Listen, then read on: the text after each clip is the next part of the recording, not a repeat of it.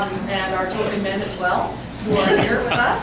But you're not allowed to ask questions, guys. This is all for the women. And I thank you very much for the warm welcome. I love Revelstoke. I'm sure you know when you wake up in the morning, I'm sure every one of you looks outside and goes, oh, I'm so lucky to live here. Because it's just such a fantastic place to live. And whatever time of year, it's just so beautiful. And we are so blessed to live in British Columbia. I was saying to a group, 3 women at the back, that I'm so lucky to have this job because I travel around the province and I go in the most beautiful province in the country, and I go from fantastic, I go from places like Sicamous on the water and it's just so beautiful to Revelstoke in the mountains. Then I'll go down to Osoyoos in the desert. I mean, what a great job I have to get to do all this. And so I want to say thank you all for coming. And I just start by explaining this. The reason I'm doing this is because everywhere I go, I'm trying to bring together groups of women to just have a conversation about where you want your province to go. So what you like about what government's doing, what you don't like about what government's doing, what aspirations do you think we should be setting for our province? And I always do it with groups of just women because my experience has been in everything from my book club to my running group, which I think you can tell I don't attend anymore, that we talk differently when it's just women in the room. We have a different kind of conversation. And so I'd like to have that kind of conversation every day and just make a few remarks and then have a dialogue about what you'd like to see for your province.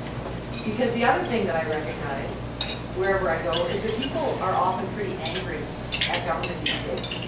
Not just my government, not just federal government, municipal governments, you name it, every level of government. People are feeling really frustrated. And I think that part of that is because people really don't feel like they've been listened to.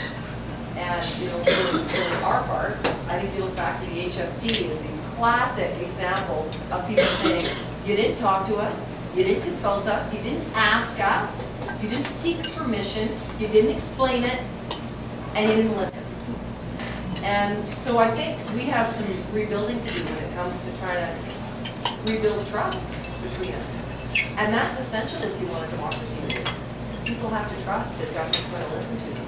Because democracy is the instrument that we use to ensure that we are heard. And so that's why I like to bring these, part of the reason I like to bring these groups together is to try and see what we can do to restore some trust with people that we are actually listening. Because that is why I wanted to get back into government. The other reason I wanted to get back into government was this, because I took 5 years off to be in talk radio, as you may know. And I did it so I could spend some time with my son, who'd been born when I was in cabinet last time. And I learned in that period of time, as he went to school and he joined his hockey team and joined the baseball team and all the other things that he does, I learned the value of family in a way that I had never understood it before I became a parent myself. And I understood what it was like to be a child. I understood how important it was for my mom to have me.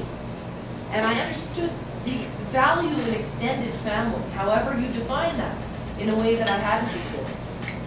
I understood how important your hockey family is. And you go to the rink twice, 3 times a week at 6 a.m. and you're with all these other moms and dads and you get to know them.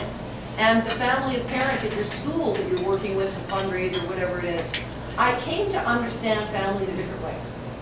And what I realized is that family is the single most important institution in our society, however you define it. And so it might be a traditional family, where a mother, father, and children. It might be a single mom. It might be an adoptive family. It might be brothers and sisters for people who've chosen not to have children. It might be your parents. It might be your grandchildren. It might be, if you've moved to Revelstoke or somewhere else, and you're here all alone, it might be a family you've created around you. of friends, of people who aren't biologically related. It might be a same-sex partnership. I don't know. There's all different kinds of families out there. But the thing that really that they share in common is that it's a group of people who love each other and who are there for each other in difficult times. That's what a family is. So how does government then make life easier for families? If families are the most important institution in our society, and families do that very hard work of looking after each other, what can government do? Because I can't look after or raise your children for you. And government shouldn't do that for you. You should do that yourself. And when you raise your children, you're the person that's going to instill your values in them. You're the person that's going to give them character and morals and values that they will carry through the rest of their lives that will make them good citizens. I can't do that for you. You're the one that's going to be there in the time of crisis when your phone rings and someone in your family is in trouble and needs help. Your first call is not going to be a government. But the thing I think that we can do as a government to try and support families is to make sure that we have a thriving economy all across the province, so that everybody has an opportunity to be able to support and provide for the people that they love. And if you ask yourself why you go to work every day, hopefully it's because it's a fulfilling job and you love it, but it's also because you earn a paycheck. And you can take that paycheck home and you can translate it into food and hockey equipment and all those things, and a nice home or whatever it is that you need to look after the people that you love. So that is what government can do. We can make sure that the economy is thriving so that everybody has a chance to do that very, very hard work of being a parent or being a daughter or being a sister or a grandmother. That's the work that government, that's the contribution that we can make. And in addition to that, when we encourage a thriving private sector economy, not only do people go to work, they pay taxes. And of course, that's what makes it possible for us to build a theater in revelstoke. Or that's what makes it possible for us to improve roads so that they're safer. Or improve the hospital or health clinic. That is what makes all of those things possible. And it's all premised, it's all founded on a thriving private sector economy. So that's why I got back into politics. Because I think that's what we should be doing to support families. Is making sure people can go to the kind of work that they want to be able to support the people that they love. So last I'll just say this. Because you know, you do all this hard work of raising kids and looking after people that you love and all of those things. In her last years, I looked after my mom. In her last year, I looked after my mom, as she was very ill. She had a brain tumor, and so she had surgery and went, she was in the hospital for a long time. Had surgery to remove the brain tumor. And of course, it didn't go away, and she just sort of started to decline, and she started to forget her, who she was, and started to forget important things in her life.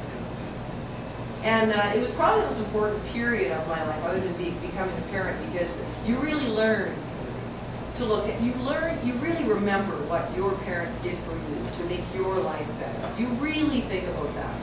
And I had a chance to give back to my mom in those last months when she was really sick, and she moved into my house, and I spent, I'd crawl down the river trying to make sure that she was feeling safe and all the rest of it. But one day I went to the hospital to see her, and she had a partner named Jerry.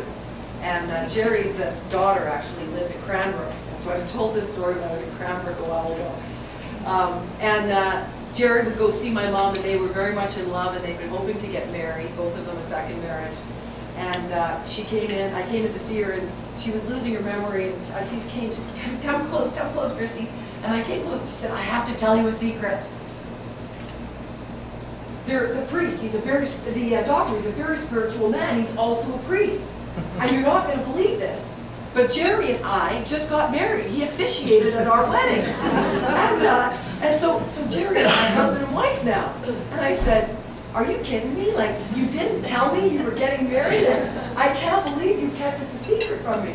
And she pulls me in even closer and she says, Christy, it is a big secret. So whatever you do, don't tell Jerry. So that's the story of my family, and I think we all have them. But I do want to say thanks to all of you for being here and spending the time this morning on a really beautiful day here in Revelstoke. I think you are absolutely blessed to be here.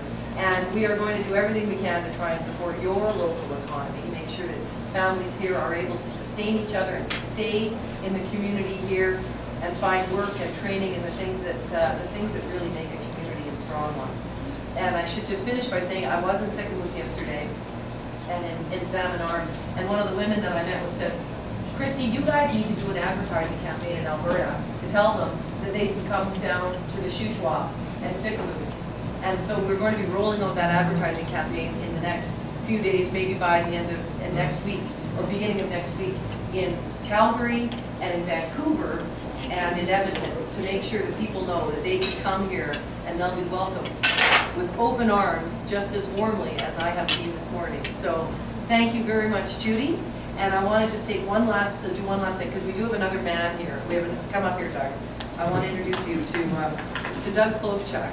Doug is one of the reasons I'm visiting, aside from getting the chance to meet you, is that we are going to be nominating Doug as our candidate to represent the BC Liberals in Revelstoke in the next election. And we're going to be having our nominating meeting this afternoon in Golden. Not exactly the heart of BC Liberal country, but we're going to be, but it's going to be. So I'm going to meet Doug. Doug is someone I've really got to know over the last year. He's an ethical, straightforward, not always necessarily politically correct, but very thoughtful person, and I think would make an absolutely terrific representative for this community. If you care about a thriving private sector economy, you care about making sure we can support the things that we love, I do want you to just get a chance to take a minute to talk to Doug, get to know him a little bit, and maybe you'll decide that you want to support him in the next election, because I think he's worth supporting, and that's why I'm here. So thank you very much, everybody.